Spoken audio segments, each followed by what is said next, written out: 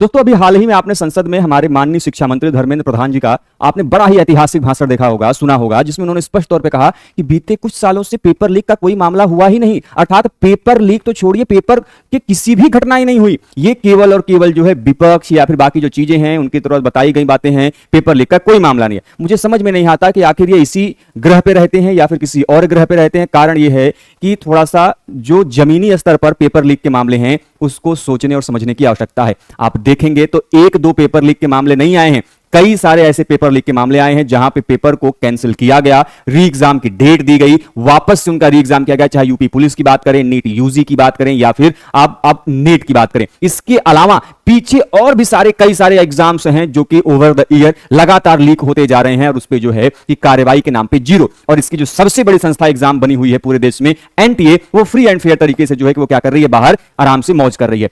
क्या कुछ एक्शन लिया जा रहा है, यह भी बड़ा इंपॉर्टेंट है। यदि कोई एक छोटा सा स्टूडेंट कोई गलती करता है, चीटिंग करते हुए पकड़ा जाता है, कोई बदहाली करते हुए पकड़ा जाता है, तो उसके खिलाफ आप कठोरतम कार्रवाई करते हैं। लेकिन जब हजारों हजार लाखों लाख जिंदगियों के साथ खेलने वाले ये संस्थाएं जो कि पेपर के एग्जाम को कंडक्ट कराती हैं, यदि उनके तहत कोई बदहाली की जाती है, अव्यवस्था की जाती है या फिर पेपर लीक जैसे मामलों के घटनाओं के सामने आते हैं, तो फिर उनके ऊपर वो कठोरतम कार्रवाई क्यों नहीं की जाती, क्यों नहीं उनसे वो पेपर लीक को लेकर एक्शन लिया जाता है और बाकी चीजें जो है उनके साथ की जाती हैं। केवल और केवल स्टूडेंट कब तक इसके भुक्तभोगी बनेंगे और कब तक स्टूडेंट जो है वो तमाशा बीन बनते हुए और पेपर लीक के मामले देखेंगे और अपने आप को बैक करके फिर से एग्जाम में लग जाएंगे। एक ही पेपर को जो कि आपको 6 महीने, 3 महीने, 4 महीने में देना है, वो पेपर आप एक साल तक खींच रहे हैं। ये समय की बर्बादी आखिर कब तक चलेगी? इसका जो जवाबदेह है हमारी सरकारें हैं, वो संस्थाएं हैं जो कि इस एग्जाम को लगातार कंडक्ट करा रही हैं। इसलिए आवश्यकता है इनके खिलाफ आवाज उठाने की।